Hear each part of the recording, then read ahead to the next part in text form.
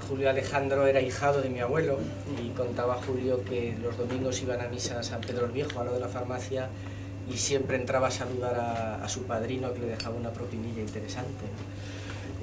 Sí, hablando también un poquito de los primeros cines de Huesca, de los cines de los buhoneros, por decir así, que iban proyectando con los grupos electrógenos que quemaban todo. Hay una anécdota muy curiosa del primer cine más o menos estable, que es de Ángel Pardo, que se sitúa ahí por lo que hoy es Correos, que ya está en un estado tan deplorable que el ayuntamiento decide cerrarlo y a petición popular, y el PUR presiona mucho para que se abra, y se abre con 2 votos en contra, uno de ellos de Marcellán, que era un concejal muy integrista, y otro de don Juan Atares, abuelo de Carlos Saura, que también es una cosa... Había un chico en Huesca muy guapo, que se llamaba Pepito Aisa, que fue tan guapo que lo hicieron alcalde.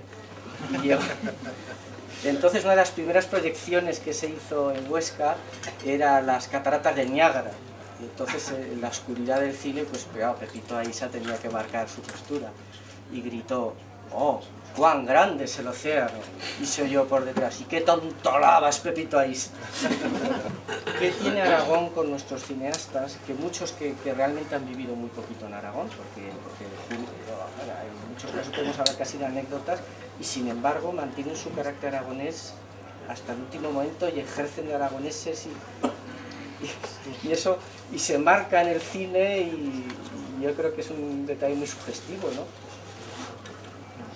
Bueno, yo creo que de Julio Alejandro, pues hombre, a mí ya casi me da pudor porque, ya os digo, es una persona que para mí ha sido muy importante. Bueno, sabéis que Julio Alejandro pues nace en Huesca, se traslada a Madrid con su familia, ingresa, bueno, él quiere ser marinero, era de estos marineros que le apasionaba la lectura, y entonces leía con una lámpara entre las sábanas para que su padre no le echase la bronca, y lo hacía también en el mar. Sabes que su padre se encontraba de vez en cuando en esos trenes de tercera con Antonio Machado, y entonces pues Julio un día un poco animado por su padre va a visitar a don Antonio Machado y le prologa su primer libro, La voz apasionada. Y luego es un hombre que participa, bueno, pues fue asistente de, aunque estando aquí Fernando, casi me da vergüenza, Fernando, está aquí Fernando Castro, que es el hermano de Julio, y que vamos, en fin, da un poco de corte, ¿no? Pero bueno, sabéis que fue asistente de Indalecio Prieto, que además le salvó la vida en un momento determinado. Es un hombre que participó pues en distintas guerras, yo creo que estaba vivo de milagro. Hay un momento que lo confunden, él empieza a hacer teatro, y entonces lo confunden como si fuera una especie de seudónimo, creo que era de Jardiel Poncela, ¿verdad? No, de Alejandro Casona. Es una cosa muy curiosa, sí. Cómo se originó esto.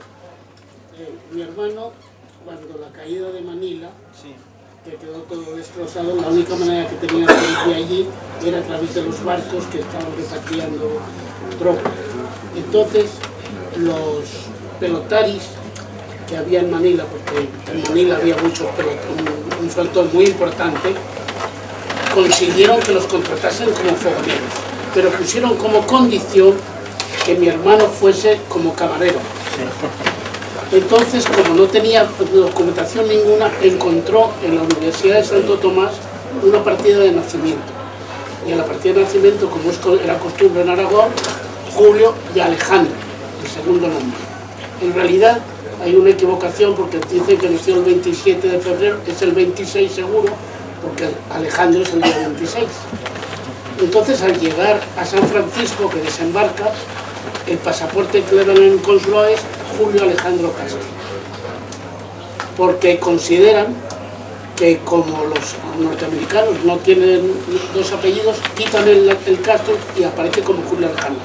Y hasta que muchos años después no le dan documento de identidad, él era Julio Alejandro. Y entonces alguien lanza, con motivo de que había estrenado demasiadas obras seguidas, sí, dice que no era él el escritor, sino que era Alejandro Casona. Y eso fue uno de los motivos que hizo que se marchase de España. Bueno, en España estrenó, tú lo sabes, lo puedes contar tú, Fernando, en la que estrena muchísimas obras. Pues Julio se marcha a México, después de haber hecho varias obras, y él decía que había ido para 6 meses y se quedó allí prácticamente 40 años, ¿no? Trabajó, hizo muchísimos guiones, fue por ejemplo el director de arte precisamente de Pedro Páramo, la película de Carlos Velo, y sabéis que es el guionista de 6 películas fundamentales de Buñuel, pues Viridiana, Tristana, Nazarín, Simón del Desierto, Abismos de Pasión, etcétera, etcétera, ¿no? Y en el año 87, volvió, creo que es en el 87, ¿no? 87, sí, 87. 87, un poquito antes de venir, a él le gustaba muchísimo, por ejemplo, él era un gran aficionado a la gastronomía, él le gustaban mucho los chamarileros, los rastros. Por ejemplo, me contaba siempre una anécdota muy graciosa sobre García Márquez.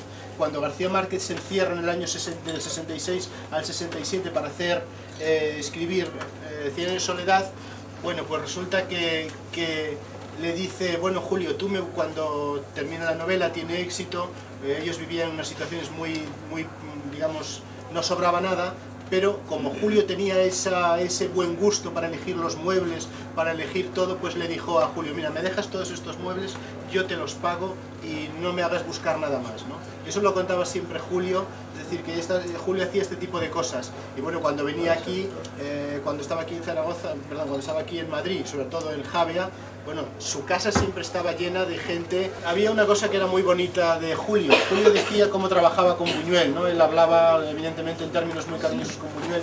Entonces, por ejemplo, cuando hacen el guión de Abismos de Pasión, le dice, le dice, tú hazme el guión, sobre todo que no sea un guión sentimental, y cuando Buñuel lo tiene, lo coge y le da la vuelta como un calcetín.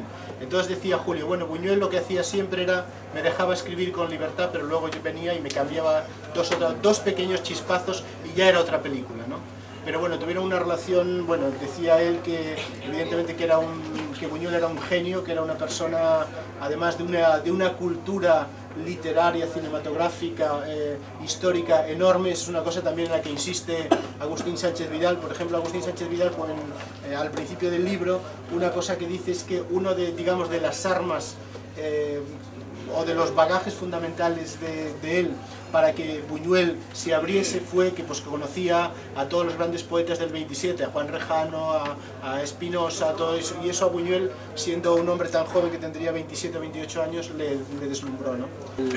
Que hablas de García Márquez, cuando Julio en un momento dado va con un libro a un editor, y lo ve el editor y dice, sí, está bien, tal, pero esto ya lo ha hecho García Márquez.